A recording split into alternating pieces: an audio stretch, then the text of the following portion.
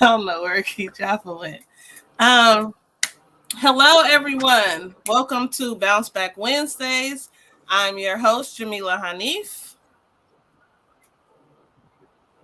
That's I Fatima am Hanif. Fatima Fatima, Hanif. is it tripping? It's tripping. It It's is. tripping again. It is. It's okay. We got to figure that That's out. crazy. But shout out to everybody tuning in right now. Please be sure to love, like, share, um, tag someone, drop in the chats where you're at. Um, Bounceback Wednesdays is every second and fourth Wednesday. And the purpose of Bounceback Wednesday is to raise awareness to adverse childhood experiences.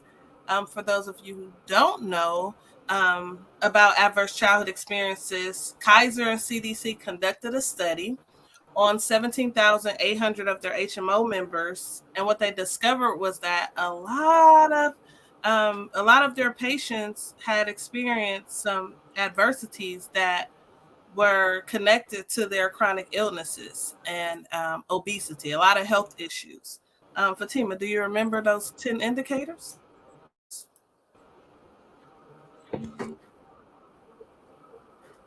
Yes, I do. It is emotional neglect, sexual abuse. It is separation of a parent out of the household due to divorce, incarceration.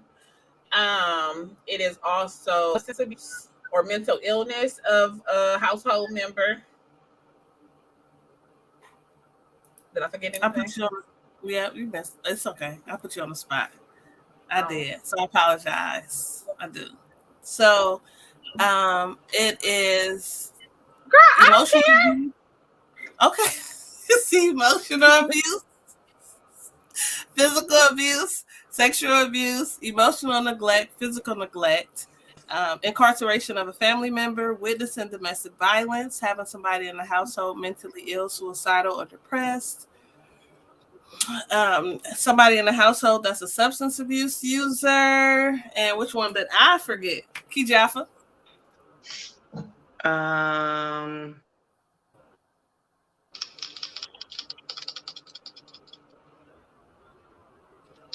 I said witnessing domestic violence. yep, you did. I didn't say loss of a parent due to death, divorce, abandonment, or separation. Loss of a parent. So anyone with four or more of those indicators are at a higher risk of chronic illnesses if they are not addressed. So these ACEs, the adverse childhood experiences, they refer to traumatic or stressful events, okay, occurring during childhood, which can have a long lasting negative impact on the individual's physical, emotional, and mental well being. And tonight, our focus is going to be on domestic violence and how domestic violence and adverse childhood experiences are closely interconnected. So, our special guest tonight is the amazing Kijafa James. How are you? I'm good. How are you? A little tired, but I'm here. You tired? Getting some- Well, I'm glad you're here. We're happy you're here. I'm happy We to be are. here. I'm having some computer problems here. It's okay. I'm excited to share. I'm excited to hear and just share to educate everyone on how ACEs and domestic violence are related, and even connecting it to the loss of Tina Turner. Man, how And like, man, I feel like for like as far as domestic violence, I mean, I may have seen it like in a community, but I feel like that was like the first time a lot of people just really seen it on like the big screen uh-huh, and just like kind of portray in the way that it was. uh-huh, Because it wasn't really something that people really talked about for a uh-huh. long time. Like it's just one of those silent things, but it's been occurring since Mhm. long before any of us, whatever. And people didn't have an outlet. Yep. Yep. I wonder how long ago did that movie come out? That was like I think that was like 90, like maybe 98, 99. So Hmm. 1998 or 1990, something like that. Hmm. And a lot of people play around with that, all that eat the cake anime, all that stuff, right? It's really not funny though. Like it's not. I mean, it's comical, right? Hmm. It's comical. I mean, even once you leave a situation and once you heal, you kind of think back on some stuff, and you can kind of get a little kiki out of some things because once you can laugh, But yeah, that's crazy. That is crazy. You can experience some really crazy things in a relationship. And I think it definitely will tie back, to aces. It is an ace, right? Yeah. So thinking about it, Right. hmm, okay, so just like being trauma informed, y'all, because what we're doing is really trying to create a trauma informed community, a trauma informed culture. Okay, so we need everybody to really start seeing things through different lenses, through that trauma informed lens, right? It took me to like really looking back, like with the lenses I have now, and checking out, watching What's Love Got to Do with It, right? You like, whoa, man! Yeah. I remember breaking down watching Mary J. Blige, her story, and then watching Aretha Franklin, Respect. So taking it back to Tina Turner right now, when you can, anybody, if any of y'all tuning in too, just the aces that we just named, those indicators. What are some indicators that you saw in that movie? Just starting from the beginning. Man, abandonment. Like, so for her mom was in an abusive relationship. Emotional abuse. So emotional abuse, her mom left. Her mom's in an abusive relationship. So she grew up in a domestic violent home. Then her mom leaves, takes just the other sibling. So she leaves her with the grandma. Just, she's just this little kid. She don't understand. Then the grandmother passes. Mm-hmm. Yeah. She loses her primary caretaker, and then she has to go out into the world like with all this unhealed trauma.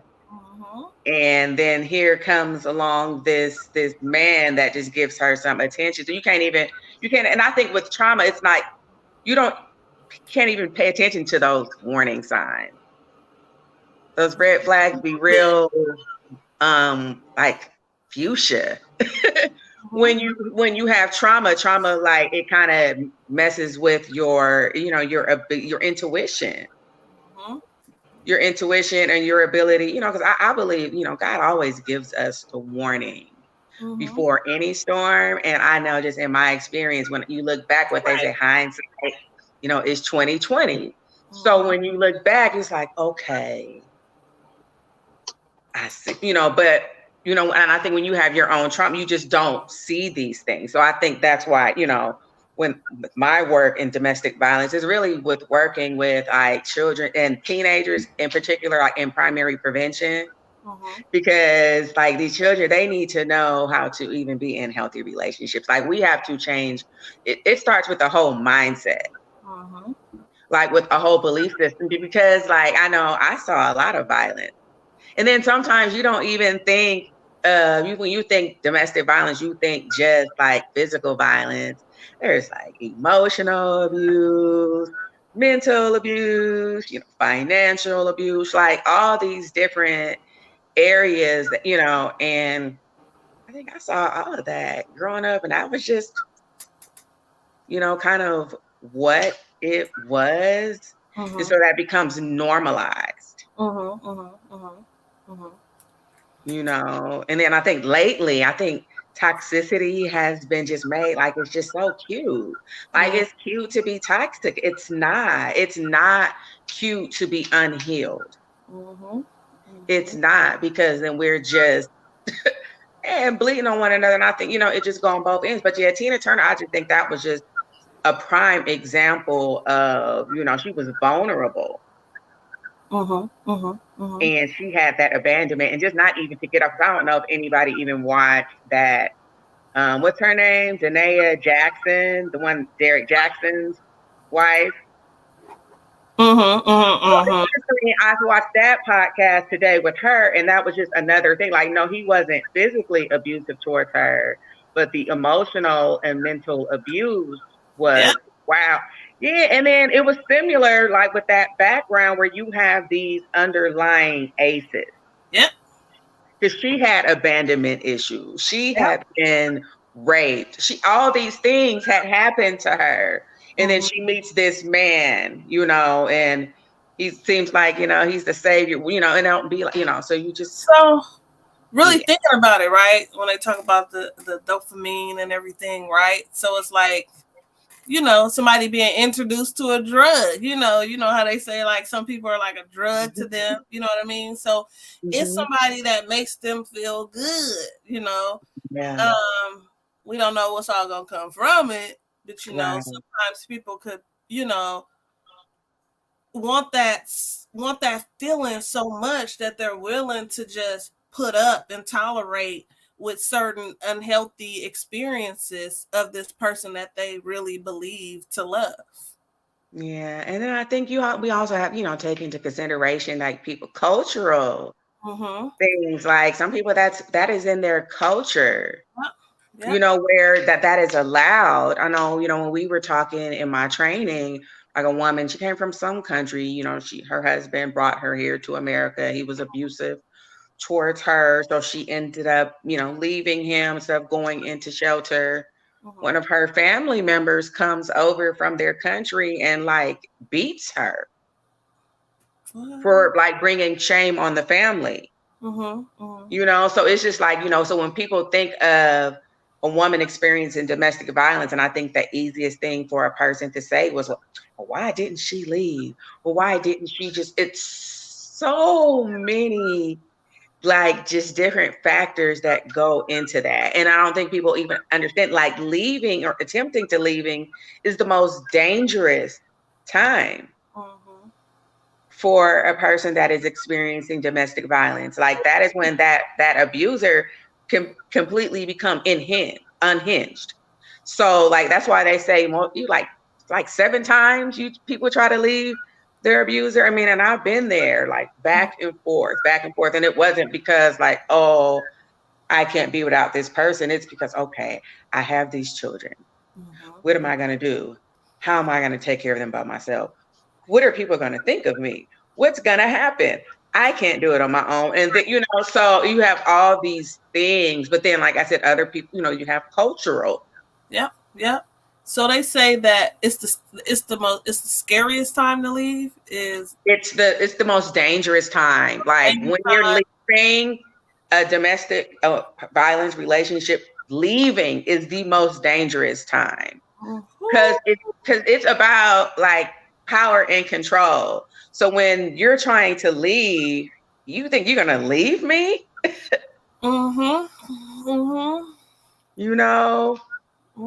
And I mean, I think even we saw that with Tina Turner, and with her situation here, we have these cultural things where her mother is, well, this is a good man. Her mom, when she left, her mom told on her.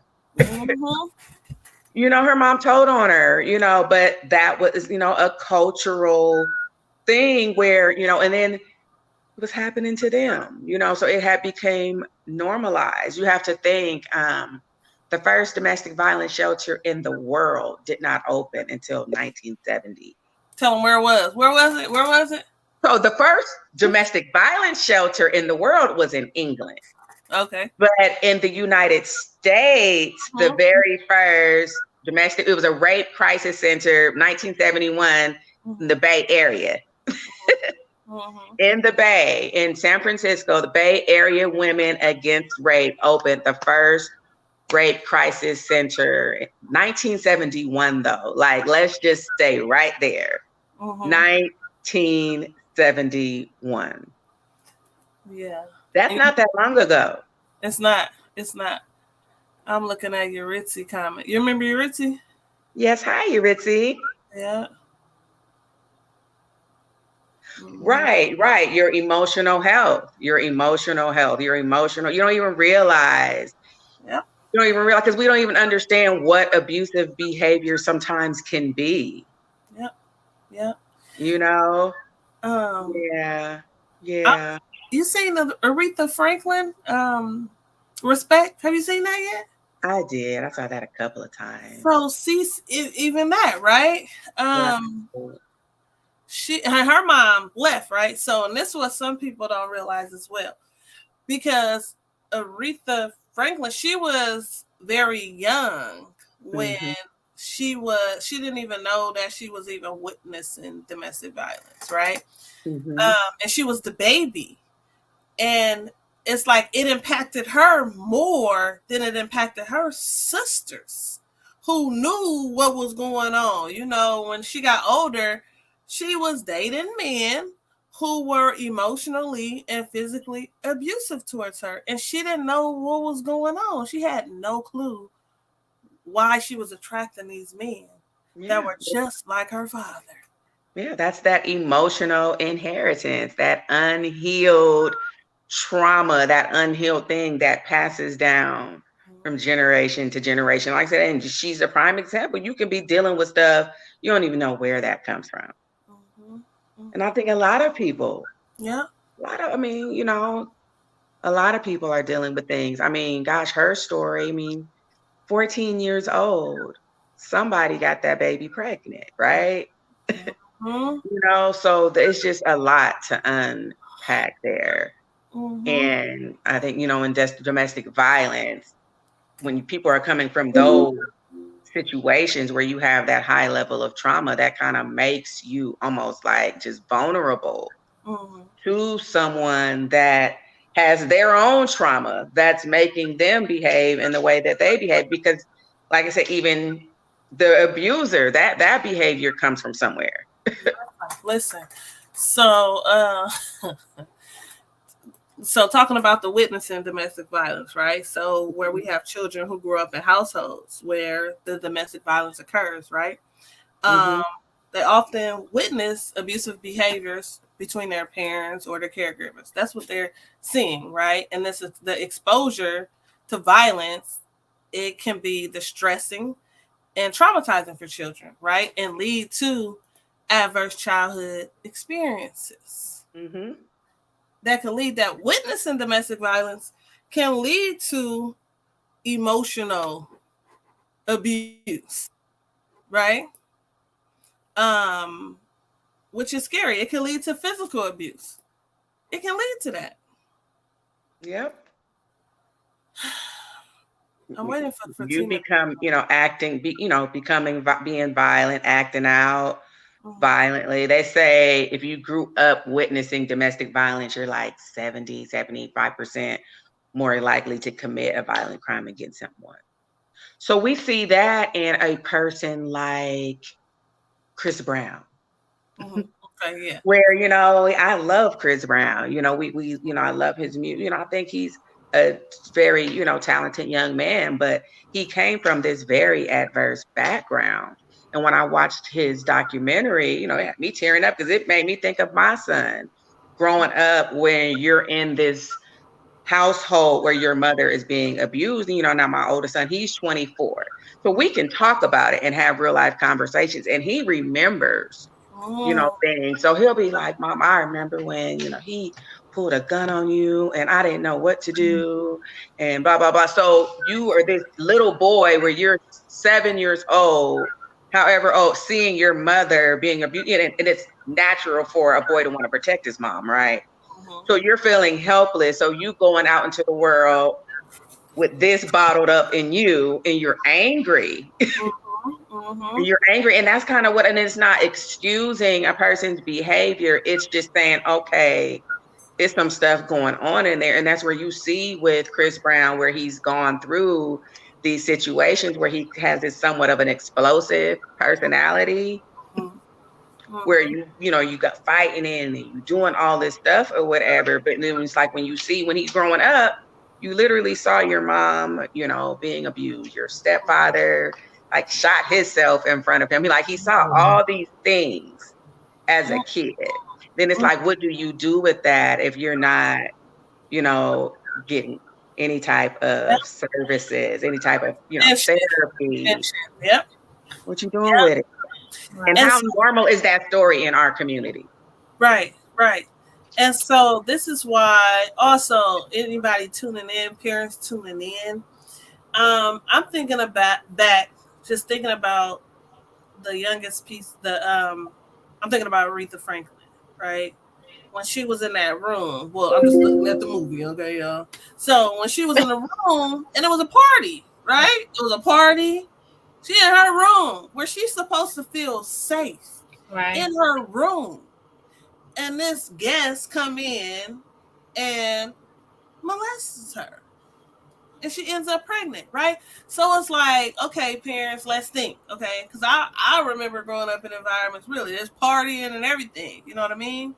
So, and we sure maybe more house parties and stuff going on now, but what are we doing? What preventative measures are we taking to be sure? What are we doing to be sure that we know that our children are safe? And that, so then is that like, that's just keeping them safe. So if I'm somebody that know that this stuff could happen, now am I like, I'm just being more conscious and aware, right? Or is it like, people parenting their children with their trauma, don't want them to be nowhere, don't want them to go nowhere. So it's just like, but what are we doing to make sure that our children are in safe environments? We may think that, oh, this person's a friend of family, or or a family. It's like, okay, that don't matter. Right. What are we doing to keep them safe? Right. Rochelle said in here, she mentioned how Will Smith also mentioned seeing his mother be abused, and I remember him talking about him and Jada Pinkett relationship, and how he how she used to like yell at him or something like that, something he didn't like, and how he nipped it in the bud, like hey, don't talk to me like that. Y'all heard about it? I didn't hear about that, but I mean, I can see where you have those things. It affects people differently. Right. That, I think it affects people differently because we all have different tolerance levels, right? So it doesn't mean just because you grew up in a domestic violence household, you're this extremely violent person. You could be the exact opposite. You can be, extremely passive, and so yeah. Right. So the tolerance, how frequent it was that you experienced it, or that you were exposed to it. That matters. So men as well. We always talk about women being abused. Same thing happened for men, emotionally and physically. Yeah. Okay. Yeah, and I think that'll happen probably more. Probably the numbers on that are probably not accurate at all. I'm calling. Because you know what? It starts from their mom too at times, right? Their mom sit there and verbally abuse them and everything. So then when they get with a woman, it's like how it's okay, right? Yeah. I don't play that. Oh, no. I even think about stuff like, really, listen, y'all can chime in anytime, okay? I am a single mother of a boy, okay? A black boy at that, okay? And this thing about, I was at an event, okay? I'll just say I was at an event, and I saw this girl, high schoolers, they had to be high school. She kept hitting on this boy, and he was telling her to stop. Like, stop. Like, he kept moving away. She kept coming closer and hitting him. And so I saw this man and woman talking, and I knew they were a part of that group where they was, controlling it. And when I told the man about it, like, hey, he's over there trying to tell her to stop hitting on him, and she keeps going after him. And he was like, oh, well, he know better. He know better not to hit her back. Like, I'm like, what about her? He didn't say no. He just was like, he really was just like, he know not. And I was like, what? Yeah. I said, listen. It is not okay. Y'all better tell y'all daughters, Yeah. okay? To put their hands to themselves. Keep them Yeah. hands to themselves. Yeah. Watch your mouth. Like, That's like with Theory. When Theory had that incident earlier last year or whatever, and what was the incident? the girl kept on messing with him. The girl kept on messing with him, kept on bothering him, kept going, and he slapped the crap out of her. And then I think he ended up getting suspended or whatever. Or they both got He suspended. hit her though. She was hitting him, right? She kept on bothering him. It was multiple incidents. And then it led up to that, to where I think she like pushed him or something. And he just slapped the crap out of her. But he felt, he's so non confrontational. Mm-hmm. It hurt his feelings so bad. Like that just hurt his feelings so bad. I made him write a letter to himself, forgiving himself, so he can try to let it go. Yeah, so he can try to let it go, because he was just on it. He was like, man, this, like, it was really bothering him. But he said, yet and still, he would do it again if she was to bother him, right? Mm-hmm. But he doesn't act like acting like that. She took him out of his character. Mm-hmm. Yeah, all parents don't. And then girls, like, just when you were just saying that about that, I recall I was thinking about myself when I was at elementary school, messing with the boys that I liked and hitting on them and bothering them because I liked them. And it's sad that we are, it can be abusive when women like boys. Like, I don't know what that is. Like, I don't know what that is, but I remember. I remember before I was trauma informed. Those of you may not know that I'm a really preschool teacher, really. But it was a kid in my childcare, and he will always go after. He will come right in and go after this one girl. Like, he just used to always go after her. He used to pull her hair. He used to hit her. He would choke her, and I'd be like, "Whoa!" Right? Like, something's going on. What is happening? Mm-hmm. And I remember when my niece was working with me, she told me that he had choked her. So I would ask the mom, is everything okay at home? Like, are you okay? Like, and she'll be like, yeah. I'm like, well, because I'm noticing when he comes in here, he's going after the same girl, hitting the same girl. Well, her response was, oh, he just like her. I said, well, we're not going to do that. Like, we are not going to do that. No, we're not going to teach him that he should be hitting girls if he liked them, and we are not going to be teaching girls that a man like you or a boy like you, that is okay, he's hitting on you. Like, it's not cool. Right. It's not cool. Yeah. So, Sammy, I see your message. Glad your mom told you to keep your hands to yourself. Yeah, I definitely tell my daughter I never wanted her to grow up to be, a combative woman and fighting with men. Like, you say what you need to say, and then you walk, keep it moving. Say it nicely. Remove. We played a remove game. Right. Look, so, and this is what we have to do, and this is the seriousness of that, like the emotional intelligence piece, right? And being an early childhood educator and getting to these kids early and teaching them the importance of recognizing your emotions, managing your emotions. And yes, how can we teach the young kids how to label their emotions? Oh, you're sad. Oh, are you angry? And then they'll be able to like, I'm mad, I'm angry. Like, that's important. What's up, Lando? I'm frustrated. I'm frustrated, right? So teaching them early will help them to be able to, as they grow, I don't like this. I don't like how this person making me feel. Let me say something. They'll even be more cautious of how they treat other people as well. I'll make them feel sad. It'll be easier for them to apologize, right? Mm-hmm. So if we're getting them early and teaching them and helping them grow, develop their social emotional development early, we don't have to worry about all this violence and wanting to fight and No, they'll probably be checking their parents if they are witnessing domestic violence. Mommy, don't yell, or Daddy, don't yell. Don't, you know. That's what Rain does. Rain. Well, I'm. I think I'm better now, right? Going through my whole healing process, right? Going through my whole healing situation, because at the end of my last relationship, it turned very like emotional and violent and different things of that sort. So and Rain did have to witness an incident, and she brought it up years later, right? She's only 4 years old. Yeah. So even if the incident happened a year or two or so ago, she still recall the incident, right?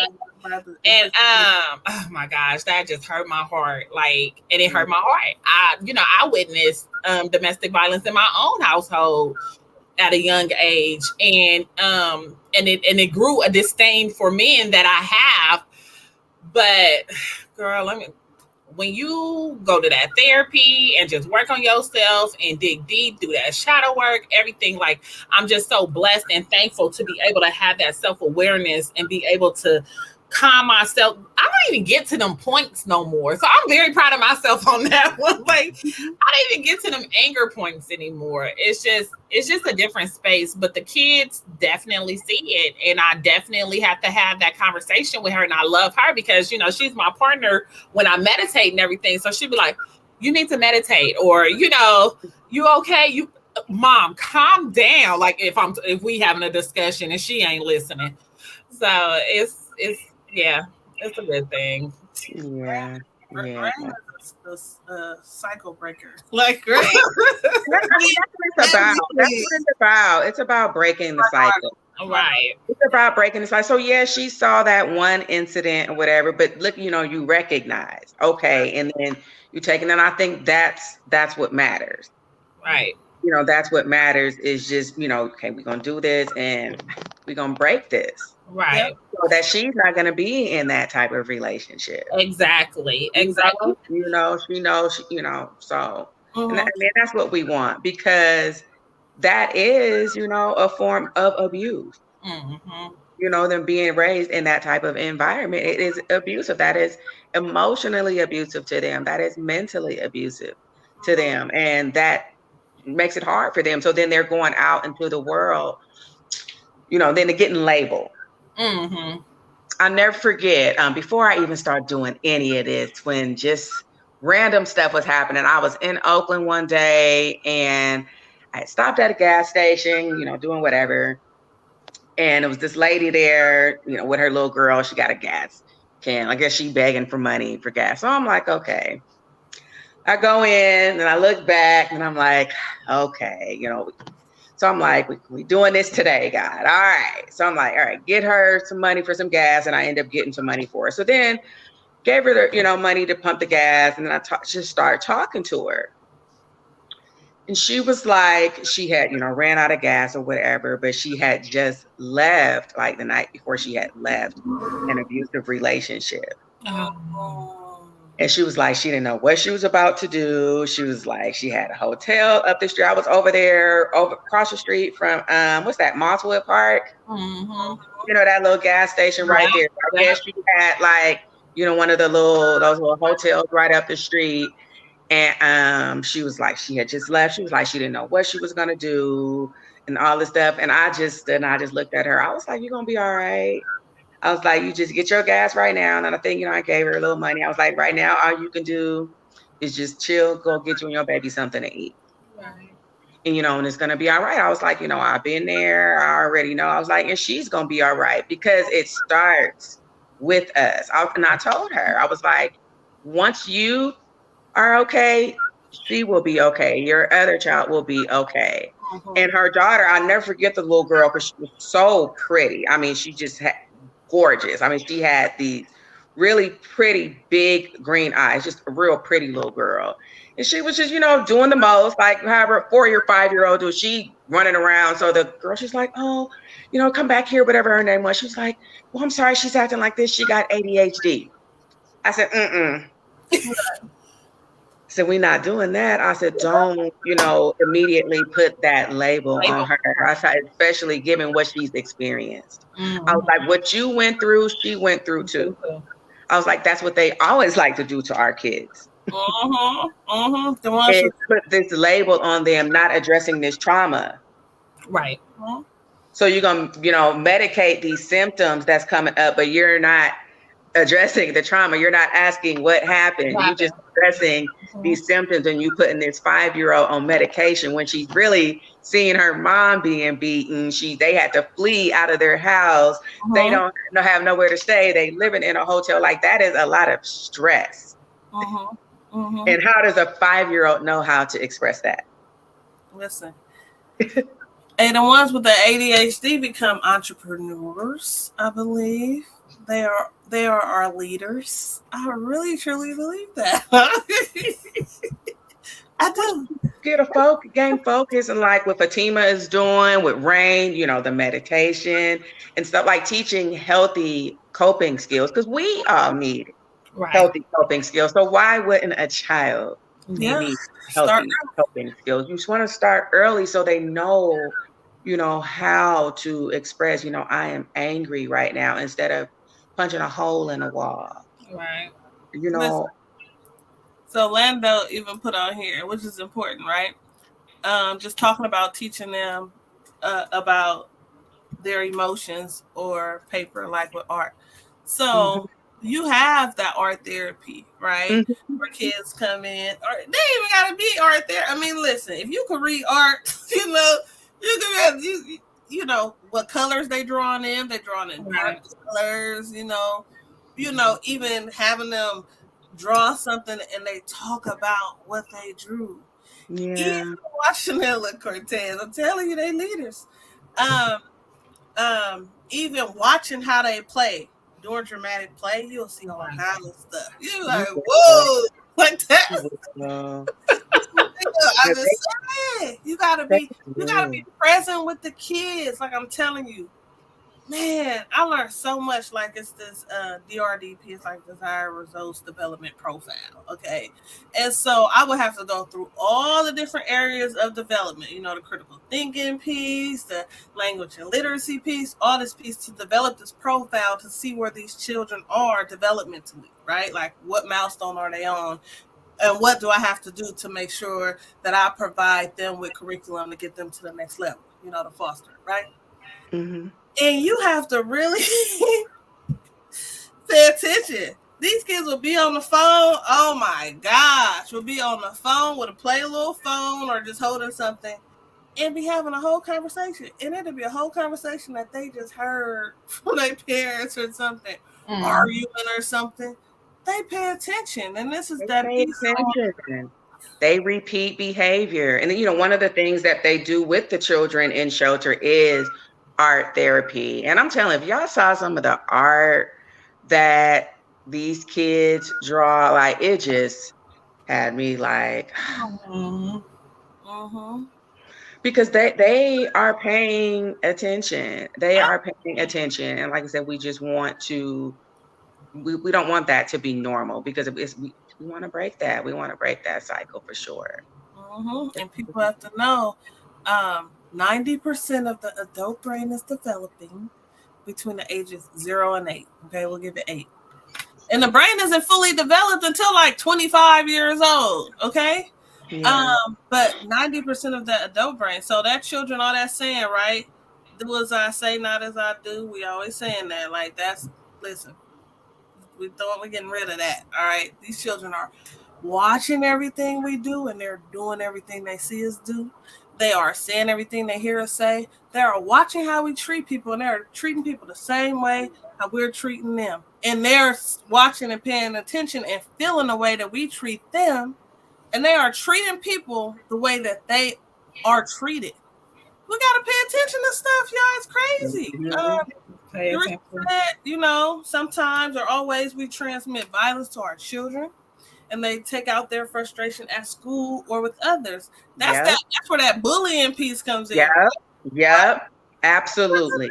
We can't hit on parents, so we about to take it out on somebody at school because they feel powerless. Right. they feel powerless, you Yep. know? So Yep. yeah, yeah. They Wow. are sponges. Absolutely. Yep. They are They sponges. feel powerless, and at times in their environment at home, they feel unheard. You Mm-hmm. Yeah. know, they're unable to express themselves, or I don't have time.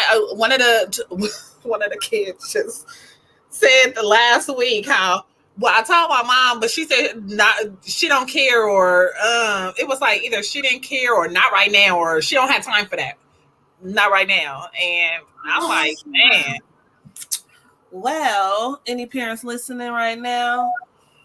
So, Watch Me Grow Inc. We're launching our Bounce Back Parenting Program on June 7th. Our amazing Kijafa James is one of the Bounce Back coaches. So, the support that we provide to the parents, it's goal setting.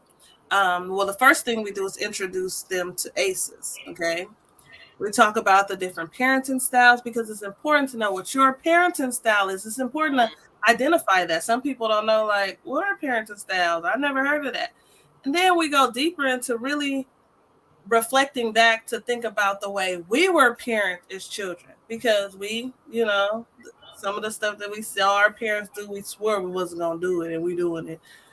And then we regret doing it, and then we got to change doing it. So, Mhm. we provide goal setting. You are provided with a bounce back coach that will help you meet your goals. Like, we trying to push parents. We want parents to do what they can to improve their parenting. It's important. It's so important. You got anything you want to share about the bounce back parenting group? No, I love the group. I love the group. No, I think support matters. Yeah. I think that was what kind of changed the game, even when it came to domestic violence, is support. Mm-hmm. Because people didn't have support groups, so people suffered silently. People went through what they went through, and they didn't share it with anyone. But right, once you got into a support group and you heard other people have gone through the same thing as you, that kind of gives you, Mm-hmm. okay, I can get through this. So I love the group. I think that it's important. And I think that it's important. Part of goal setting is addressing the ACEs, because in that way we can kind of address what may be stopping you from reaching your goals. Mm-hmm. Because there are financial things that we have in our background, financial beliefs that we have, just different things that will prevent us from reaching certain goals. You may have different beliefs, about how you eat or whatever, that may prevent you from meeting your weight loss goals or whatever. So, like, all these things matter. Like, everything starts with your mindset. And you can't even get your mindset right until you even deal with your trauma. right. Mm-hmm. You Mm-hmm. know, like, it starts there. It does. It It does. does. Those messages you were told when you were a child that make you feel like, oh, you can't do it, you're not Hmm. good enough, you can't get it done, you don't give up, that stuff. I believe that's just fear. Fear Right. of failing, fear of disappointment can really stop us from reaching our goals. And I'm telling you, the group of women we have, Eurythia is one of them. Eurythia was on, hey, what's up, Dr. B? Hey, what's up with it, Zoe? Um, Eurythia is one of our bounce back coaches. So we got to make sure we want to make sure we touching on every group, right? Right? The Hispanic community, right? The indigenous community. Like, we about to, we really, because and it's a lot of things we can learn culturally, right, from each other, Right. because what were you saying? Because Kijafa, so this class I'm going through right now, training Emerge, right? We talk about certain people that we want to reach, Hmm. who do we want to know more about? And I was like, the indigenous community, right? What were you saying that you learned about in your class? Oh my gosh. So, like, I don't know much about the indigenous people. I don't. But one of the things I learned, just about, like, domestic violence. And so, like, we were, told a story about a woman. She was, in the community, and she lived on the reservation, and her husband was abusive towards her. So, she dealt with it, for years, had children and stuff. And then finally, I guess she met someone that knew someone outside of the reservation, and she went to court, got like restraining order and stuff. That's what we're supposed to do, right? Because he was violent, right? Mhm. Well, she was kind of like, I guess they like kicked her off the reservation. She could never come back because Oh, she like went outside. She went outside of like their jurisdiction. I guess you're not supposed to do that. So mhm. she went outside to like the regular court, and and so she wasn't allowed back, but her children stayed with the father. And I guess there's like this some rule where the children have to be raised on the reservation. So she didn't have her kids. So she left. She was no longer with her abuser, but she did not have her children. Wow. And it wasn't like she can come out here and just get a lawyer and just go on the reservation and go get her kid. It doesn't work like that. Mhm. That's So I didn't know that. I didn't know that. So we were like, we were like, still didn't know, like, well, did she ever get her kids back? They were like, and that's another fear thing right there. right. So would you want to leave? Like, okay, so you're being abused, but you know that if you leave, you are going to be ostracized from your whole family, your whole community. You are never going to see your kids, maybe ever again. Yeah, that's cool. And then just knowing that, right? Knowing that, you like, and then people listening, oh, take your kids with you if you going, like, man, yeah, that's deep. So just listening to people's stories, that's important. So Being culturally aware, Right. cultural awareness, cultural responsiveness, like is a very important Very important. aspect of this work. culturally sensitive, Culturally sensitive, because you don't know. You don't know, So yeah, that was really sad, but I didn't know that about, like I said, even with the young woman, where her brother came and beat her because I guess it brought shame to their family that she left her husband, and I guess maybe her husband had paid like the dowry or whatever. So I don't know. Well, just letting y'all know, as bounce back coaches, we are trauma informed. We are culturally sensitive. We are not judgmental. When we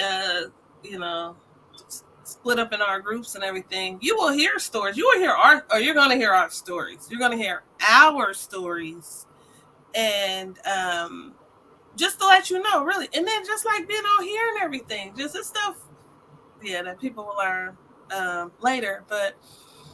You're not alone. You are Right. not alone. You are not And it's alone. important, right? I remember having Yari after having Theory first. Having Yari. Yari's a totally different child from Theory, just night and day. But yet and still, I didn't want to be a yelling mother. I didn't want to be that. I didn't want to bring that into my household and have to yell at him and different things of that sort. And I was looking for parenting class and could not find a one. So here you go. Here go one. Fatima. Yes. So, because this is, man, I'm trying to think about where was I, and we were talking about who was I? I was having a whole conversation. I'm always just having these trauma informed conversations because it's important to have, and really thinking about moms, right? So, would you say? Oh, I know who I was talking to. Okay, so would you say that um every child is different, and when we reflect back and think about the way how our pregnancies were different, right? Would you say that with Ari that you yelled more and stuff like that than when you were with Theory? I don't know. I think possibly that it's a strong possibility. I cannot probably, but I can't recall what I was going through then. But it's a strong possibility. Yeah, because everything starts in the utero, right? Whatever that mother is experiencing, because we transfer our ACEs, we transfer, absolutely, right? It's just absolutely. our body. Okay, it's how our body feels. Mhm. That's what it's about. So I even think about with Brandon, right? And I try to work on, stuff with him, but and I'd be like, oh, he just how I was, I was not happy when I was pregnant. Okay, my son, his little anger, he's so sweet though. Oh, he's so sweet. But whoo, Lord, when I like get angry, sheesh, I'm like, okay. But I know it's like I was upset. I was, yeah. How were you during your pregnancy? That's always something to think about, mothers.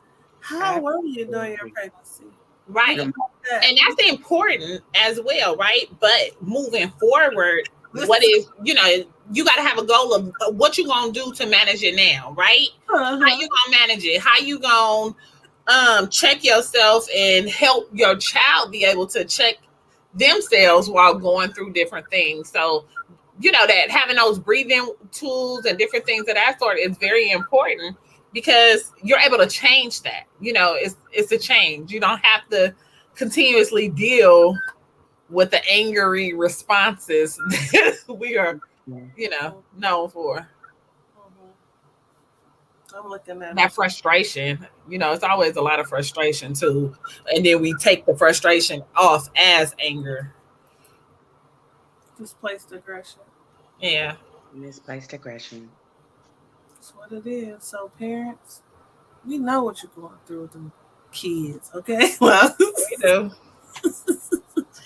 just hang in there, okay? We have bounce back parenting. And let me tell y'all though, it really is open to the community, okay? We don't want to stop anybody from, reaching their goals. Anybody can set goals. Some people don't know how to set goals. We want to help you set Some goals gas in there?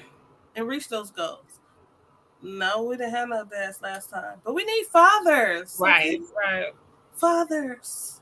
This is a safe right. place, okay? We ain't gonna go bad. We don't be bashing dads and moms and none of that. Okay? Everyone, you all are welcome. Okay? This is a bounce back community. Okay, that's what it is. The bounce back community program. Yeah, it's fun. I like to see people meet their goals. And Right. I like when people don't think that they've accomplished a goal, but see, I count many wins. So Yep. you might only think that you had like maybe 3 wins, but after you talk to me, you're going to have like 10. Because I think people fail to acknowledge the small Yep. things that you Right. do. Like if you think everything has to be this big grand thing for it to be an accomplishment when it's not. Like if you wanted a candy bar and you chose a banana, like, yeah, so if your goal is to lose 50 pounds, like that is a step towards your goal. Celebrate that. Because I Right. even like what my coach always said, when you celebrate your small wins, that gives you momentum Yep. to keep going. Because when you think keep waiting for this big boom, like it may not happen like that. So then that make you, oh well, I'm gonna quit. But if you're celebrating the little small things that you do along the way, like that's okay, I am. So yeah, like, well, you remember you did such and such.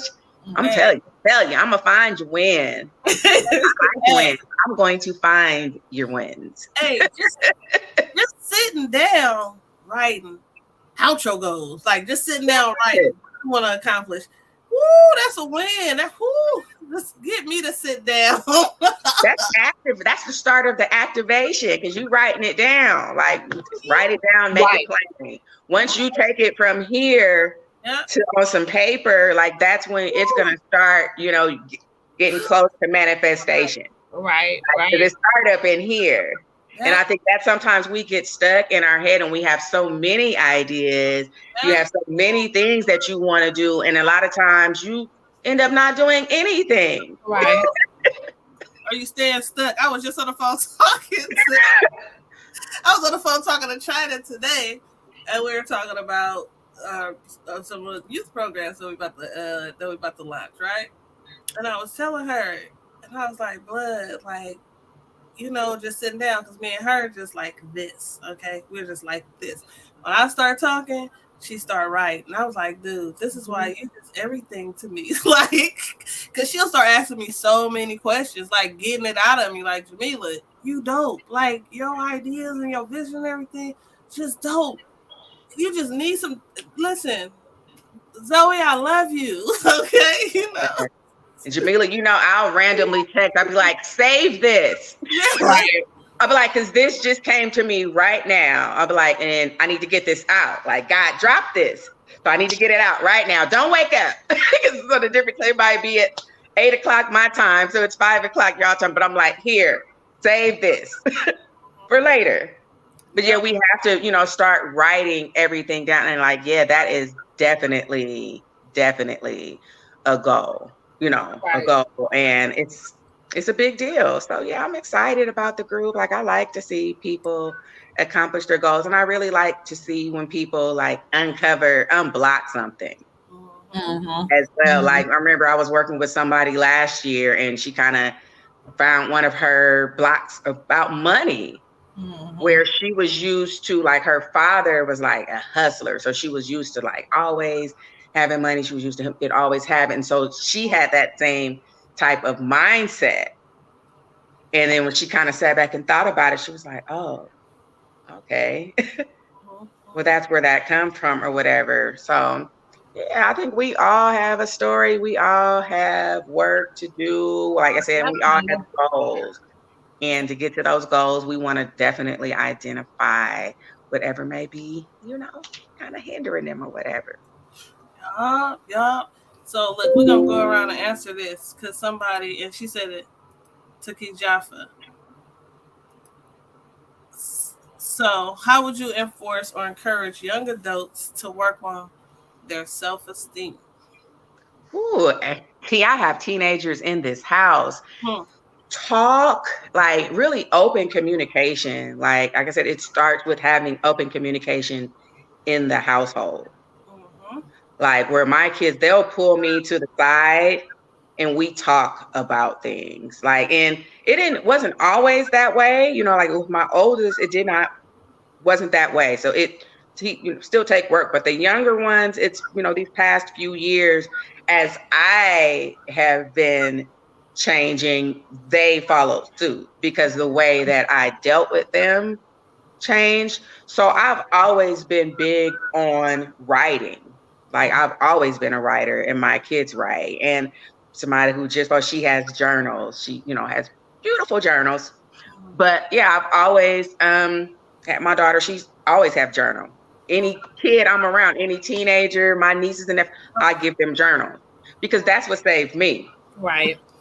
Like, I've always been a writer ever since as long as I can remember, I wrote stories like a little kid, 8, 9. I've always had that pen. That's where it was my outlet.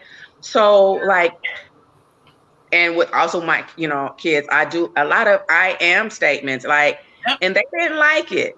Like, it would annoy them because every morning when we ever getting ready to go to school, when they were in, I started doing it when they were probably about maybe in 5th and 6th grade. And every morning as I'm driving them, I would make them say an I am statement and say it with your chest too. Because they want to, I am going to get an A. I'm like, no, I want you to say it like you mean it. Like, I want you to say it with some authority. I want you to speak life over yourself. Right. And so they would be so annoyed because every morning you're doing it. You're doing it. Like, oh, I don't have one. Think of something. Right. Think of something. But now they do it on their own.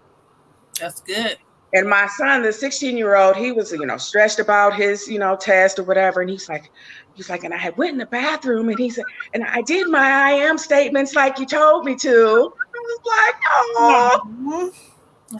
But yeah, like I think it really starts with like giving them space to express how they feel. Like, this is a feelings house. Yeah. Like, that may be a little bit different than how most of us grew up. Because I did not grow up with any space to express how I felt. And I had went through a lot, lots of trauma as a teen. And I had no outlet other than, writing. but there was nobody that I could go to and say, hey, I'm feeling like this. Hey, I'm feeling like this. So we talk a lot. Like, so they know, okay, you can be angry. You can be angry, Mm-hmm. but we need to figure out what's underneath that anger because we know that there is something that is underneath that. Mm-hmm. And we want to get to that. But yeah, encouraging them to express themselves. And I think we have to stop putting them down Yep. is what helps their self-esteem. Because if they can't trust us, Right. then they go out into the world and then that makes them pray. Right. Yep. Especially our girls. Right. Yep. Because Yep. that self-talk is important. Self-talk, then self-talk. Self-talk, yeah. Like I said, I get on their nerves. I get on their nerves, but as I'm on a journey, they're on a journey. So whatever work I'm doing, like I'm testing it out on them because they live in my household. Mm-hmm. So they're soaking it up. Like they in the room, even if they're not sitting right here, they're hearing all this talk. So they know, okay, you have to speak over yourself. So they struggle. Like, I mean, they're teenagers. Self. Encourage yourself. You do. You do. Right. You do. You have to treat yourself good. Like, but my daughter, Heaven, she is full of confidence. Like, she is the type, she went in middle school and stuff. She is so my child. This how you're going to know she my child. She would, like, I would give them money for, like, little candy grams and stuff for, like, Valentine's Day. She would buy the candy grams and send them to Heaven from Heaven. Oh, that's good. Go ahead, Heaven. Good. That's my kind of girl. Listen, to Heaven from Heaven. That is funny. That's funny. She is going to celebrate her. Like, she knows when she needs time to herself, and she knows she's not going to let anybody, like, talk to her. Treat me like I treat me. Yeah, she's not going to let anybody talk to her any type of way because, like, that was always just my thing. Like, I don't want my daughter to experience any of the things that I've experienced as a young girl. As well, and she's experienced some things because this is life. We cannot protect them from everything, but I make sure that my goal was to make sure, not even just my daughter, but my sons too, that, like, you gotta believe in yourself. You have to believe in you. Like, them other people, like, they know what I say about them other people. I ain't gonna say it on here but sometimes I'm just gotta keep it. You have to like you. Right. Because for so long I didn't like me all like that. And so that allowed you you hanging with people that you should be, you get in the wrong crowd, you seeking approval or whatever. So, like, I tell them all the time, do you like you? You got to like hanging with you. You have to be okay with spending time with yourself. And then once you become so confident in yourself and you good, then you'll attract the right people. You'll have the right people in your life once you feel a certain way about yourself. But when you going out with low self-esteem, and then you, like I said, these aces and all that stuff, that's rough out here in these streets for a young man and for a girl. Right. So true. So we got to do what we can to create, better environments, that self-esteem piece. We were saying, or y'all was agreeing with what you were saying, that expressing yourself and everything. And we got to, like, get back to some old school stuff, express yourself. Oh, y'all don't know that song? I do know that song. Way older than me. The whole song. How it go? What? I have to sing. Gotta be you, or gotta be me? Gotta be you. Oh yeah. Me.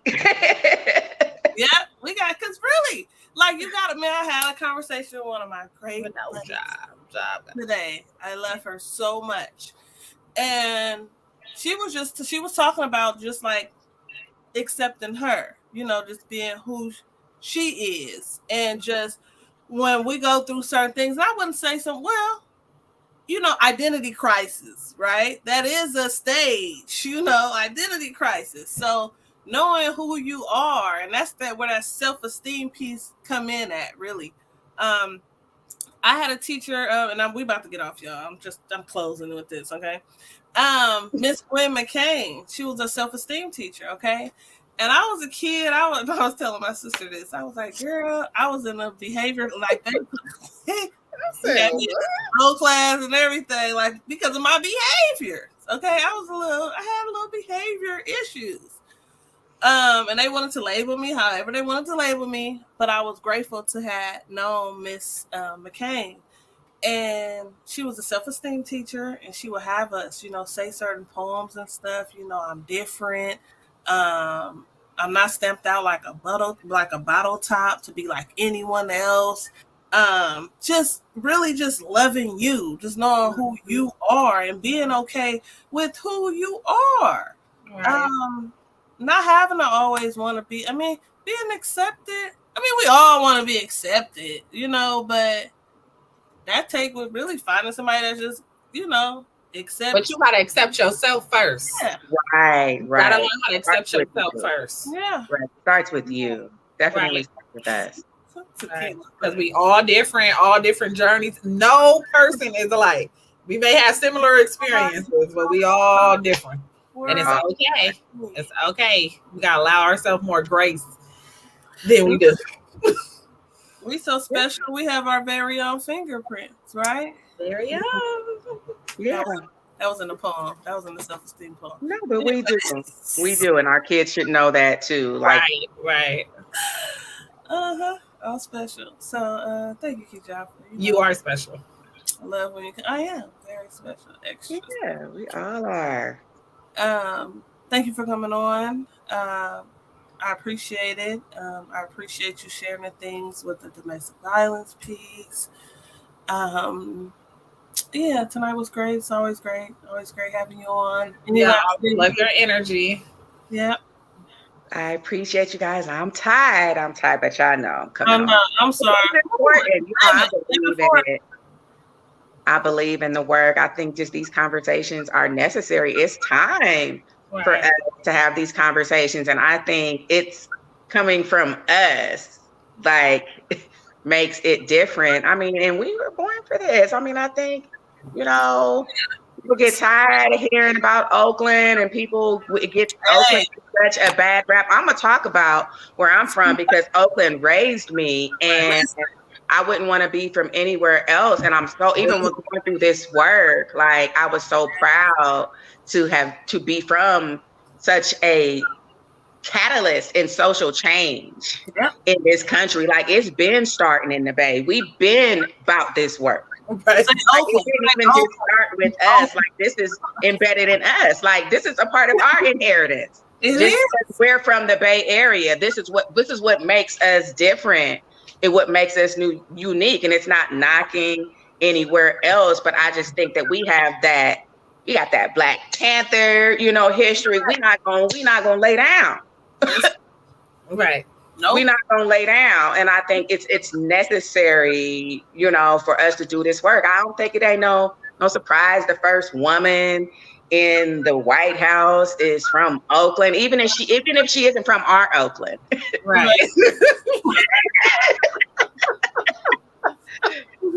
She's from Oakland. We from the town. She's not from our Oakland, but I still think it's significant. It's still significant. Is the queen? The queen lady, she from the Bay too, isn't she? Or no? Or is it just she just Black? Who? Who is the queen? The hairy wife? Whoever the what's her name? Morgan. I think she's from California. I don't know if she's from the Bay Area. Okay, but she's from Cali. I do think she grew up in California. Okay. She grew up in California. So no, I think that it is. It's so important for us to be doing this. Like I said, it's in us. Right. It's in us. And yeah, we're gonna get it done. And it's important. It's important because we need us. I saw a documentary, and we about to go though. But one of the things that the therapist said in the documentary is that we got to go back and save us because ain't nobody else gonna do it. Yep, ain't nobody gonna do it. Yeah, so on us. We got this. Black women, we got this. All right, we got this. All right, so just want to thank everyone for tuning in. Thank you all for your comments and being engaged and everything.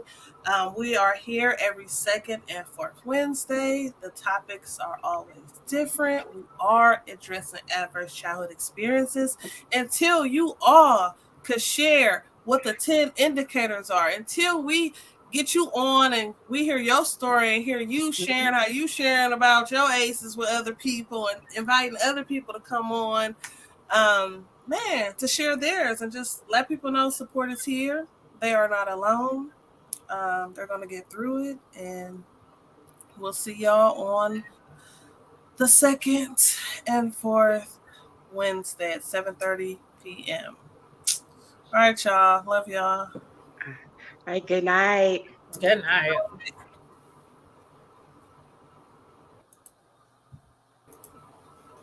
Uh-oh.